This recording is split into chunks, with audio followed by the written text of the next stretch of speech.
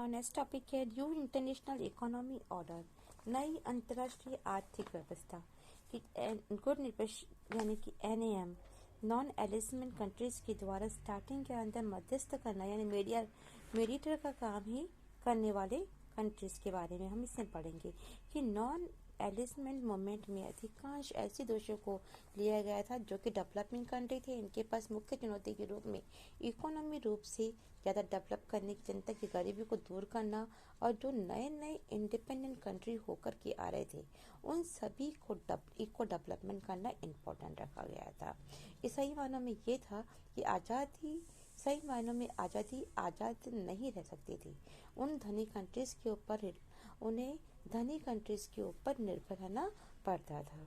तो इसी समझ से कि न्यू इंटरनेशनल इकोनॉमी व्यवस्था की धारणा का जन्म 1972 में हुआ और इसका जो ट्रेड था या डेवलपमेंट था इससे संबंधित एक United nation conference on trade and development UNCTAD में एक towards a new trade policy for development नामक एक रिपोर्ट पेश की गई। इस रिपोर्ट में कहा गया था कि जितने भी डेवलपिंग या अनडेवलप्ड कंट्रीज है इनको नेचुरल रिसोर्सेज के ऊपर इनका कंट्रोल होगा, साथ ही जितना चाहे ये अपना ये नेचुरल रिसोर्सेज यूज़ कर सकते हैं। और ये डेवलपिंग कंट्री जो है ये वेस्टर्न कंट्रीज के मार्केट तक जाएंगे और अपने सामान को बेच भी सकते हैं। इस तरह से गरीब कंट्रीज के लिए व्यापार फायदेमंद होगा। नेक्स्ट कहते हैं कि जो डेवलपमेंट कंट्री है, जो वेस्टर्न कंट्रीज है, इनसे ये अपने जितनी भी औद्योगिक है या जो भी टेक्निक्स है ये कम से कम लागत में वहाँ से मंगा सकते हैं।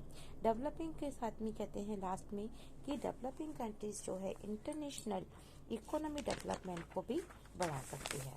तो इस प्रकार से ये 4 टाइप्स हैं जिसके द्वारा बेलग्रेड में एक सम्मेलन हुआ और बेलग्रेड में सम्मेलन 1961 में इकोनॉमी के इश्यूज को इम्पोर्टेंस ही नहीं देते थे, बल्कि 1970s की दशक के मीडिया में इन्होंने इस इशू के ऊपर बहुत ही क्वेश्चन भी उठाए और इन्होंने कहा 1980s के समय एक नया अंतर्राष्ट्रीय इकोनॉमी सिस्टम बनाया और इस सिस्टम के मुख्य कारण यही था कि जो डेवलपिंग कंट्री या डेवलप कंट्री में ज़्यादा तेजी से डेवलप हो रहा है उस डेवलप को आगे की ओर बढ़ाए रखना और लोगों के बीच में एकता को बनाए रखना जरूरी था।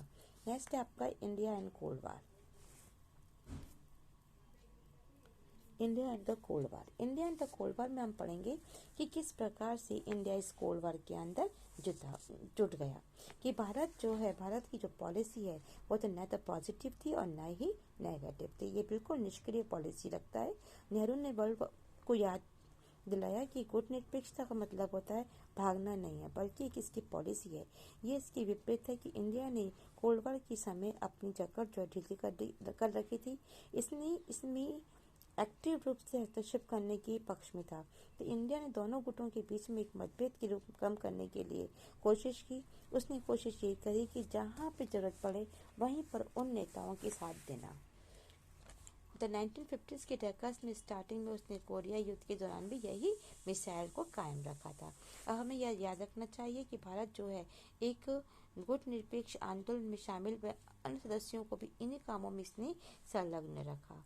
तो शीत युद्ध की या कोल्ड वार के दौरान इंडिया ने लगातार उन क्षेत्रों में और इंटरनेशनल ऑर्गेनाइजेशन को सक्रिय बनाए रखने की कोशिश की जो अमेरिका और सोवियत रशिया के खेमे में नहीं थे।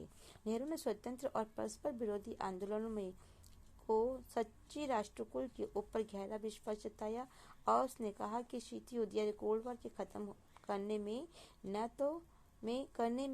न सही पर उसके वो कर तो सकता नहीं है, लेकिन हाँ यह अपनी जकड़ जो है उसको ढीली करने में एक पॉजिटिव रोल निभा सकता है।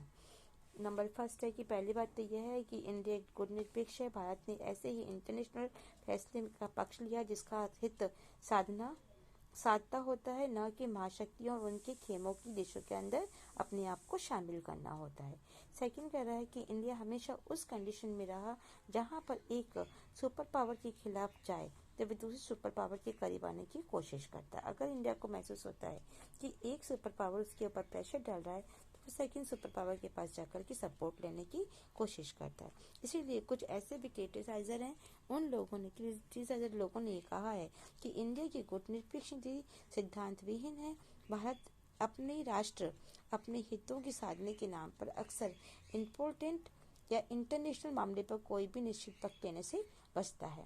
कुछ लोग ऐसे भी कहते हैं कि इंडिया का व्यवहार जो है वो स्थिर नहीं है और कई बार भारत को इसी कंडीशन का विरोधाभास रहा है। महापावर के खेमे में शामिल होने पर उसने अदर कंट्रीज की आलोचना करने वाले भारत ने स्वयं में 1971 अगस्त में सोवियत रशिया के साथ में आपसी फ्रेंडशिप पर एक संधि करी, उस पर हस्ताक्षर करे ट्रीटी के ऊपर, और विदेशी पर्यवेक्षकों यानी कि फॉरेनर्स ने इसे भारत का और सोवियत खेमे में शामिल होने माना है। इस प्रकार से आपने ये पढ़ा चैप्टर नंबर 1 जो है कोल्ड वार एरा।